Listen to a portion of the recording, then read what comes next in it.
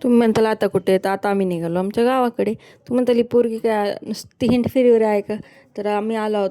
म्हणजे आमचं मेन कारण होतं गावाकडे येण्याचं. माझ्या भावाचा खेळ द्यायचा होता आणि बहिणीची सवस नाही घालायची होती. त्याच्यासाठी आम्ही 4 दिवस अगोदरपासून चालून हे बघा, हे एवढं सामान आम्हाला आमच्या गावाकडे घेऊन जायचं होतं. आणि आमचं डिस्कशन चालू होतं, कोण कुठे बसणार, कोण कुठे बसणार. आणि माझा मावशीचा मुलगा अजिबात ऐकत नाही. तो म्हणला मला पुढे बसायचं, पण त्याला काय पुढे बसवता येत नव्हतं. आणि ही माझी बहीण माकडचं आई केल्याशिवाय हिला तर काही जात नाही. आणि आता हे कोण कुठे बसायचं कुठे नाही, लय गोंधळ आमचा चालू होता. आणि आमच्या गोंधळामुळे तो रिक्षावाला दादाच कन्फ्यूज होऊन गेला, हे लोक येडे आहेत की काय. मग आम्ही कसं बसं बसून आलोत पुढे, पण मग केळ गावाकडे नेण्यासाठी केळ घ्यायचे होते, त्याच्यासाठी मावशी थांबली होती. आणि हे आमची मस्ती. आणि खरंच इतके सुंदर म्हणजे असे फुलं लावलेले होते ना आजकाल रोडवरती ना, खरंच भारी वाटतं हे फुलांची झाडं वगैरे बघायला. मग तिथं माझा भाऊ आला होता, तो माझा भाऊ होता.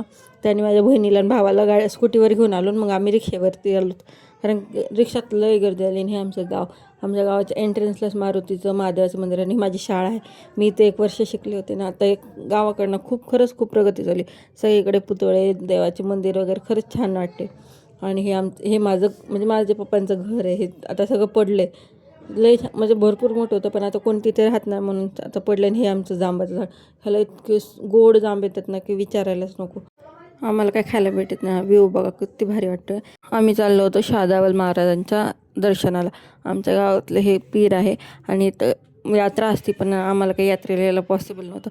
मग दर्शन वगैरे घेत आणि मम्मीनं मलिदा बनवून आणला होता, तो मम्मीनं तिथं ठेवला. आम्ही सगळ्यांच्या इकडं चालू होतं बघण्याचं कुठे काय आहे काय नाही.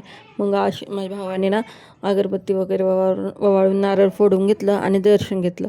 आतमध्ये बायकांना जायला तशी शक्यता अलॉट नाहीच आहे, जेंट्स जाऊ शकतात. आणि हा बघा, ही आमची गोदावरी नदी भरपूर मोठी असते, पण आता उन्हाळा चालू म्हणून पाणी असं कमी झाले, नाही तर दोन थोडे भरून पाणी असते. आणि माझी मुलगी ही रुसली होती, म्हणली मला खाली का घेऊन गेलं नव्हतं, पण तिकडे पायऱ्या वगैरे होती म्हणून तुला खाली घेऊन जाणं शक्य नव्हतं. हा बाहेरचा परिसर आहे. यात्रा असलं खरंच खूप भारी वाटतं. आणि हा आमचे नागोबा ह्यांचे दर्शन वगैरे घेतलं आणि तिथून महादेव मंदिरात आलं. तिथं दर्शन वगैरे घेऊन आमच्या इथं विठ्ठल रुक्माईचं हे छोटंसं मंदिर आहे, तिथं दर्शन घेतलं. मग घरी येऊन मलिदा खायला बसलो आम्ही सगळेजण. मलिदा वगैरे खाल्ला. आणि मग रात्री माझे चुलत भाऊ आले होते, मग त्यांनी जेवण वगैरे केलं. मग आम्ही माझाची मस्त अशी पार्टी केली. ते येताना घेऊन आले ते, लाईट नव्हती म्हणून ठेवलं लाईट येण्यासाठी फ्रीजमध्ये, पण लाईटच आली नाही. आणि हा माझ्या मुलीचा डान्स, तिचा डान्स तर कंपल्सरी. आजसाठी एवढंच.